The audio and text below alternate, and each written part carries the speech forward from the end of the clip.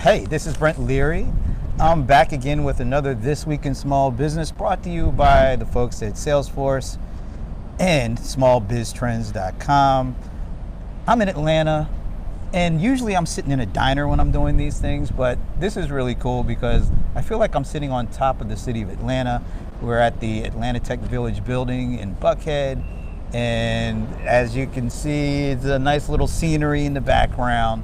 So we are glad to be doing this here, and I'm especially glad to be doing this with my buddy Anand Thaker, who is what I call a big-time MarTech expert. Anand, thank you for joining me. I've loved being here. I'm glad you got me back again. It's been intense for both of us for the last 6-7 weeks, if not just a few months, and so it's nice to be able to kind of settle down and let's catch up. Absolutely, and as usual at smallbiztrends.com, there are lots of great articles covering a lot of different subjects when it comes to small business. So they gave me a list of the top articles. I get to choose 3 that get to share, get some discussion going around. And so the very first one, I love this, and this is from Larry Alton, and this is called 3 Awkward Situations to Test Your Integrity as an Entrepreneur. So there are more than 3 scenarios that we all go through as entrepreneurs. They just crop up on us. Some are easier to kind of get in front of. Right. And then there's some that you don't know what's going to happen until they happen. But I like this article because it does pose some really interesting scenarios. Right. But the one that really caught my attention with this article is you can't continue giving deals to customers. Now this, as an entrepreneur, especially when you're in startup mode, this is a really tough one because you know you need customers to grow your business. Absolutely. You try to give them as much incentive as possible to come on board and stay on board, but at some point, you're really giving them a deal. It's almost like, this is part of getting your business off the ground. But when do you step away from the deal and say, hey, I'm giving you a lot of value here. I might have to increase the price, right. And stick to it, even when you might get some blowback. Certainly. How do you handle that situation as a startup, as an entrepreneur? It's a completely challenging aspect throughout your entire cycle. I mean, from day one, you're trying to get customers. Day, to 10,000, you're still trying to figure this out. So I think this is an ongoing problem. It's interesting that it's associated with integrity, and I think it's an interesting fine point about, how do we communicate our value to customers on an ongoing basis? If we're talking about high growth product startups, typically they've started off with a minimum viable product and they're starting to expand. So hopefully your value proposition continues to expand.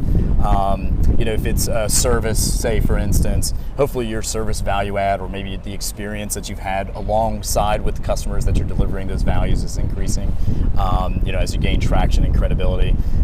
Certainly, I don't feel like you have to give deals to your customers all the time because of the nature of you just need to acquire more business. I think it's really investing the time and tweaking where you are delivering on that value. And if you're not doing that, it's time to be a little introspective about it. Yeah. It's easier said than done. Don't seriously.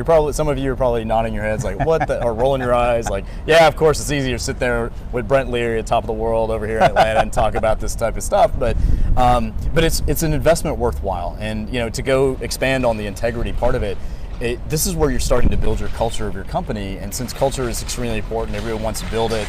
It's not exactly always a top of mind matter, especially when you're trying to hustle through or trying to make payroll or trying to figure out how to pay your quarterly payments for taxes. But it is certainly something to begin with.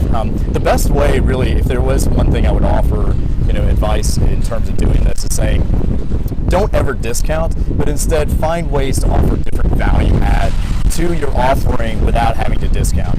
Does that mean you're going to increase your prices? Maybe, maybe not, but But I think that's one part of it. The other part of it is, communication, right?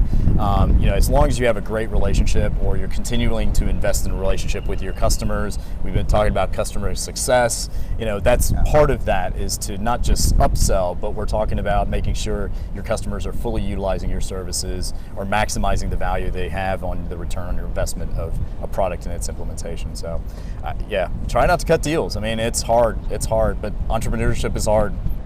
All right, so that was the first thing that we wanted to talk about. The second article, which comes to us from Michael Guda, Sprint launches the IoT, make sure I get that right, the IoT factory for small businesses. So there's been a lot of talk around IoT for the last several years at this point, but a lot of it has been focused on larger enterprises, because you need a certain level of infrastructure, you need a certain level of capacity to be able to really get the benefit of connected devices sending in tons of information and then being able to analyze that information to make IoT work.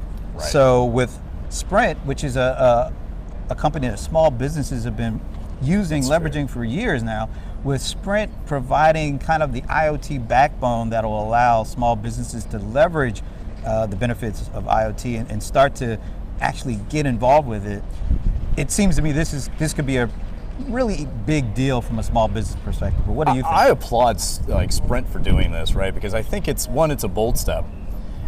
Secondly, it is something where they recognize having a niche in in this very commoditized space of cell phones and communications, and is becoming a problem for smaller or longer tail of companies out there to say, let me find a way that our brand delivers a broader sense of purpose and value to business customers, which, you're right, they've always been in that realm and have focused in that arena. So on one front, I think that's incredibly powerful and good for them for making that step. Last one, and this one is kind of near and dear to both of our hearts. All right, so this article comes from my buddy Joshua Sophie, who writes about data reveals 10 metro areas with good pools of potential Gen X candidates for small businesses.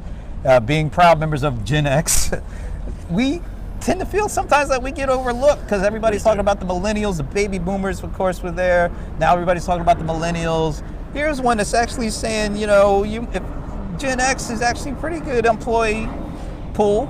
And so they got they got the top 10, and actually the South is pretty well represented. Mm-hmm. Absolutely, that was interesting. We have Orlando, we have Birmingham, Alabama, we had Memphis, Tennessee, Jacksonville, Florida, not Atlanta, which is kind of... Well, I think we were further down the list. Yeah. It was on there, but maybe we were further down the list. But talk a little bit about, the importance of finding good Gen X candidates to help your small businesses grow. Well, I think it's interesting that, we are called the sandwich generation, and the reason they call us the sandwich generation is our scope of responsibility to the family unit, right? So not only are we, because of the longer lifestyle, we're taking care of our kids, but then we're also taking care of our parents, and so it's interesting that was the notion, but I think it very much applies to our careers as well, that I see Gen Xers actually bridging the gap, right? We're talking about, there's a gap between millennials and everybody else, but I'm not a big fan of these labels, quite frankly, because they don't really describe lifestyles. I've seen baby boomers go skydiving, and I've seen millennials who love to sit down and read in the library. So, why would we want to really categorize people in that broad of a capacity when we should be talking about, particularly interests and desires, and of course coming from the MarTech world, right? Like, I think of it in terms of, what those types of aspects, and we should be reaching that. But specifically to Gen X, one of the aspects I feel like we are a part of, right, is that we have the experience of going through a lot of this, but we can empathize on both fronts. And I think that empathy on both ends is a very powerful tool to have. And as Gen Xers to continue to maybe grow in terms of their experience or seasonedness, they're a bit special seasoning, social seasoning, the special seasoning, Right. So as we kind of go down that path, we'll start to really be mentors and advisors to a lot of the millennials who are in these early stage companies or careers. As those companies and their careers grow, they'll hit these particular ceilings. And while I believe peer-to-peer is usually helpful, can be helpful, I think having a little bit of that just a few years extra at your belt or disposal will be extremely powerful as well. So yeah, don't count us out. Yeah. We're in the mix, and we're actually the silent group as much as the sandwich group as well. A little gray may help. A little. You said extra, maybe the extra pounds go along with that experience. Where's that slim feature again? Yeah, we'll find it eventually. But yeah, so I totally agree with you. I think take advantage of, like you said, the experiences and expertise. There's some really good advisory kind of things that small businesses could use, and Gen X folks, we have a pretty fair amount of experience at this point. So it's a mutually last thing I'll add, it's a mutually beneficial aspect. Like, just kind of thinking forward about millennials and Gen X's, many people I know that do a lot of advisory mentor work, they get a great deal out of being a part of that either team or being a part of that group, and the millennials get a new perspective that they don't normally get into the mix. And if there's a belief of diversity of mindset in addition to diversity of everything else, certainly you don't need to necessarily include Gen X just because you have to. You don't have to architect that. It's just more of you are looking for different experiences and perspectives, and I think it's going to be very powerful.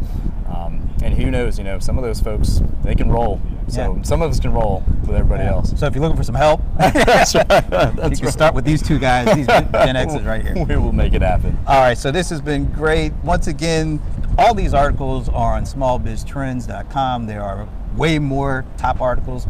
Go and check them all out if you can. Make sure you go to Small Business Trends as much as possible. And once again, thanks to the folks at Salesforce for making this happen. And let me thank Anand Thaker for joining me today and making this special session happen. Always a pleasure, Brent, and hope to see you next time. See you next time.